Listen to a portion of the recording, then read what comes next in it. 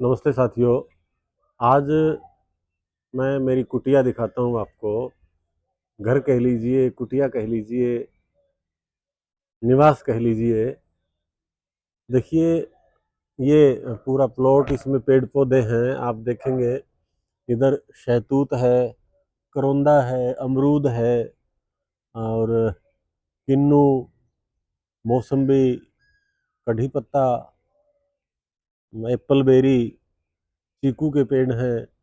एक लोटा जामुन बोलते हैं, उसका नाम शायद मेडिसिनल नाम कुछ और है, लोटा जामुन के नाम से दिया था। आम का पेड़, नाशपाती वगैरह पूरी बगीची है। नीचे पशुओं के लिए, गाय के लिए आवास, वाहन के लिए व्यवस्था आदि वो सामान्य चीज़ें हैं, वो सब घरों में होती हैं, कोई खास बात नहीं है। अब देखिए, महाराष्ट्र में आपने देखे होंगे इस प्रकार के खपरेल के मकान। आसाम साइड में देखे होंगे आपने खपरेल के मकान। मैंने खपरेल का मकान बनवाया। एक मिस्त्री मिल गया था, आसामी काम करने वाला। उसने ये मकान तैयार किया था 2012 में। आज 13 वर्ष हो गए इस मकान को, कोई नुकसान नहीं है। बांस की ये बाउंड्री वाल जरूर हमने ये बाद में पक्की कर ली। शुरू में तो बांस की ही बनाई थी, बाद में हमने पक्की कर ली। क्यों, आंधियां जब चलती हैं, तेज धूल भरी आंधियां चलती हैं, तो थोड़ी मिट्टी का प्रभाव रहता है यहाँ पे, क्योंकि हमारा इलाका ऐसा है कि गर्मी में बहुत तेज धूल भरी आंधियां होती हैं। अन्यथा सारी दीवारें बांस की थी पहले। और ऊपर खपरेल है।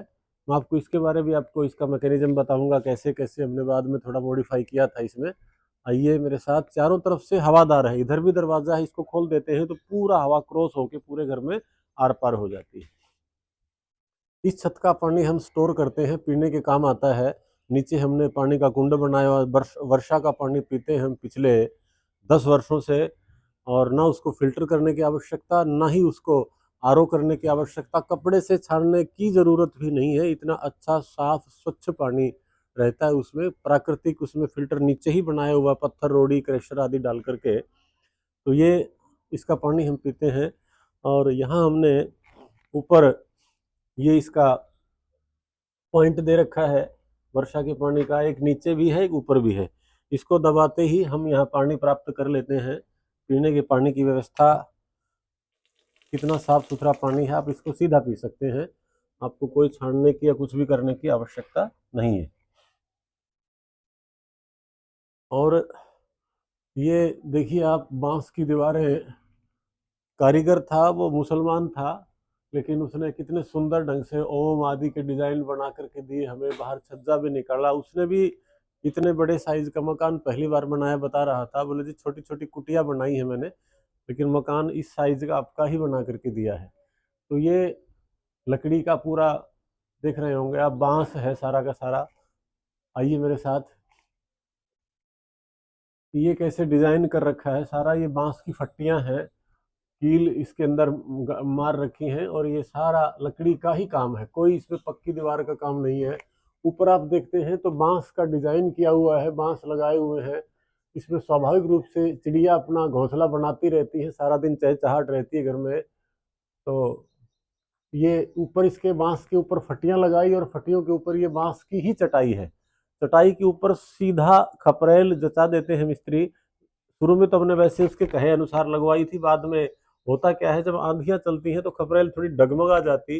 तो उसलिए हमने फिर क्या किया, खपरेल हटा करके और इसके ऊपर कुछ गत्ते बिछाए, पीओपी की जाली खींच करके बांध करके टाइट, उसके ऊपर हमने क्रशर का माल डाल दिया और उसके ऊपर खपरेल दोबारा से लगा दी। तो ये मजबूत भी अधिक हो गया, लेंटर जैसा काम हो गया, और प्राकृतिक लुक भी रह गया इसका यूं का यूं। भीतर इसमें बरामदे में हम आते हैं तो कितने अच्छे ढंग से ये बैलेंस बनाया हुआ है बांस का। पूरा ताना बाना कितना सुंदर ढंग से है। आप बांस में कहीं भी आप पंखा लटका लीजिए, कहीं भी बल्ब लटका लीजिए, कितनी सुंदर व्यवस्था। आपको कुछ भी एक्स्ट्रा करने की जरूरत नहीं होती इसमें। बाहर भी आप देखेंगे तो यहाँ पे हमने बल्ब लटकाया हुआ है, स्पेशल होल्डर वगैरह की अतिरिक्त कुछ दीवार में ठोकने काटने की जरूरत नहीं है। और ये देखिए, हमने छोटे छोटे छोटे छोटे किसी भी सामान को कहीं भी हम डाल देते हैं, रख देते हैं। तो ये बहुत मतलब यूनिक चीज है।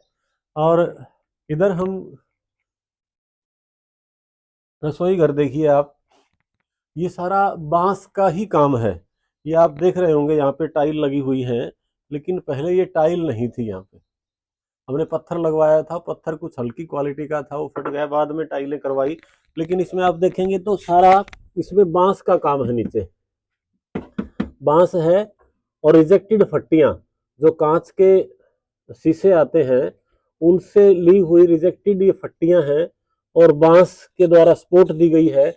उनके ऊपर हमने फिर माल डाल करके टाइल लगवा दी, तो कितना सॉलिड हो गया, साफ सुथरी किचन रहती है इसमें। ये भी बांस में हमने सिंक लगाया हुआ, क्या बोलते हैं इसको, बर्तन टांगने का स्टैंड है।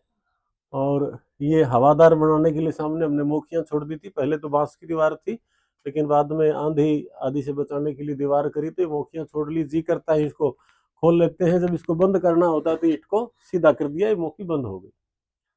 सारा का सारा एकदम से मतलब नेचुरल सिस्टम है ना। और एक चीज और दिखाने की थी, इसमें आपको भूल गया बताना, ये सिंक देखिए, सिंक भी इसी में सेट कर लिया और पीछे बांस पर हमने इसमें लिपाई करवा दी, बांस की दीवार पर लिपाई करवा दी और उसके ऊपर सीमेंट का घोल लगा दिया, नीरू चढ़ा दिया। यहाँ पर पानी की फिटिंग हो गई और बड़े आराम से बर्तन धुलने की व्यवस्था, नीचे से इसमें पानी बाहर जाता रहता है। तो ये रसोई की व्यवस्था रही। आइए मेरे साथ, ये बेडरूम कह लीजिए या कॉमन कक्ष कह लीजिए, पूरा बड़ा कमरा है ये, 30 फुट बाई 12 फुट का। इसमें बेड भी है, इसमें ड्रेसिंग टेबल भी है और ये सारी वही छत की व्यवस्था, दीवारें बीच की, इसमें कोई पक्की दीवार नहीं है। हाँ, धूल बरियादियों की परेशानी ना हो उसके लिए बाद में हमने इसमें कुछ गत्ते लगा दिए, ताकि धूल आंधी परेशान ना करे, सर्दी के दिनों में ठंड परेशान ना करे। क्योंकि ये प्राकृतिक आवास है, तो प्राकृतिक आवास में आप समझ सकते हैं कि ठंड में ठंड ज्यादा होती है और आंधियां जब चलती हैं तो धूल बहुत ज्यादा आती है उसमें। तो उसके बचाव के लिए हमने ये गत्ते इसमें दीवारों में लगा दिए थे। और नीचे सिंपल फर्श है बिल्कुल सीमेंट वाले, उसके ऊपर ये कारपेट बाद में डाल दिया था। ये 5-10 साल कहीं नहीं जाता, उसको मन करता है तो हम फिर बदल लेते हैं। और ये बिटिया झूल रही है यहाँ पे, बड़े आराम से, झूला भी ऊपर इसी में लगाया हुआ। तो कुदरती मकान एकदम से है ना, उधर से हवा घुसेगी पूरे घर में क्रॉस कर जाती। तो आपने प्राकृतिक आवास का ये सिस्टम देख लिया कैसे कैसे। तो मैं आशा करता हूँ आपको अच्छा लगा होगा और आप भी अपना निवास बनाने का प्रयास करें, क्योंकि कंक्रीट के जंगल तो सब ने बना रखे हैं।